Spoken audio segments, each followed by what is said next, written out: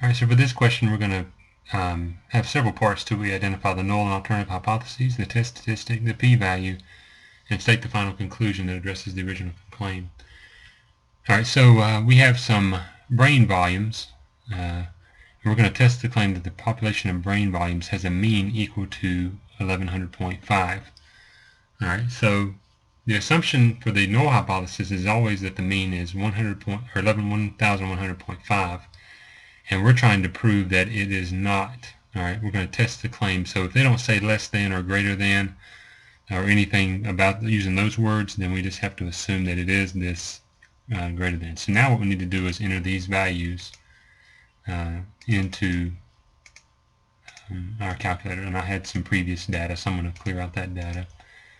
And that's how you do that. So stat, edit. Now I'm going to go type in my data, so I'll come back after I type in my data.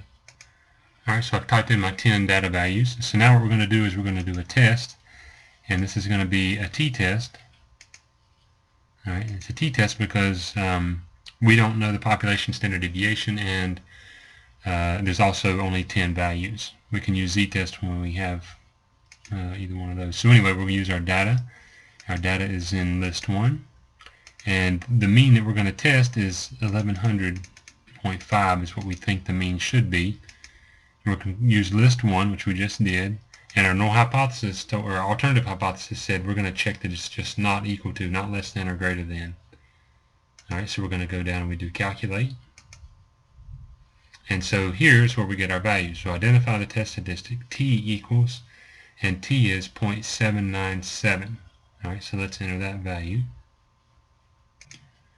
Alright, so the next part of the question says identify the p-value, and the p-value is right here.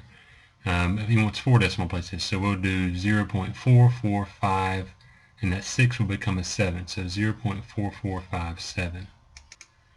And so the final part of the question, part D, I guess if you want to call it that, says state the final conclusion that addresses the original claim.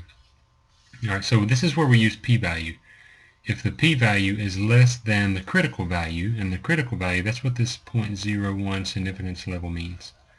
All right, if this value right here, if it's less than, right, then we can say, all right, we would reject the null hypothesis. We'd be looking at one of these two options, but clearly 0.4457 is nowhere near being less than 0.01. So therefore, these two cannot be the right answer. All right, we reject only when this number, if this was 0.001 or 0.005 or something less than 0.01, then we can reject. All right, so we're going to fail to reject, and then the rest of it should just make sense, right? So we would say there is insufficient evidence to warrant rejection of the claim that the population blah, blah, blah.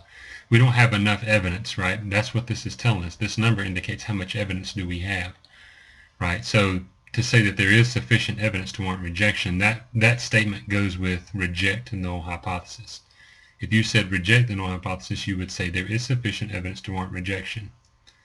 So, in other words, that also makes answer choice C totally wrong. Again, even if it were reject because there is insufficient, you would not say that. So reject goes with there is sufficient evidence. Fail to reject goes with there is insufficient evidence. We don't have the information we need to be able to say that the population of brain volumes is anything different than 1100.5, right? We were trying to prove that it was different than 1100.5. And this test, this p-value here, is the number that tells us whether we can state that, yes, it is different. It's not 1100.5. And you can see these numbers are pretty close to 1100.5. So it does kind of make sense. If these numbers were started to get far away from 1100.5 as a group, then obviously we would say, yeah, there's something going on here. And the p-value, this p-value is the way that we know for sure, rather than just being subjective and saying, wow, it looks like these values are all greater than 1100.5 or less than or different than, right? The p-value is the way where we actually calculate and say definitively that, yes, I can stand in front of a group of scientists and make this statement and be confident in my findings. So it all boils down to the p-value, and that's why the p-value is so important to us.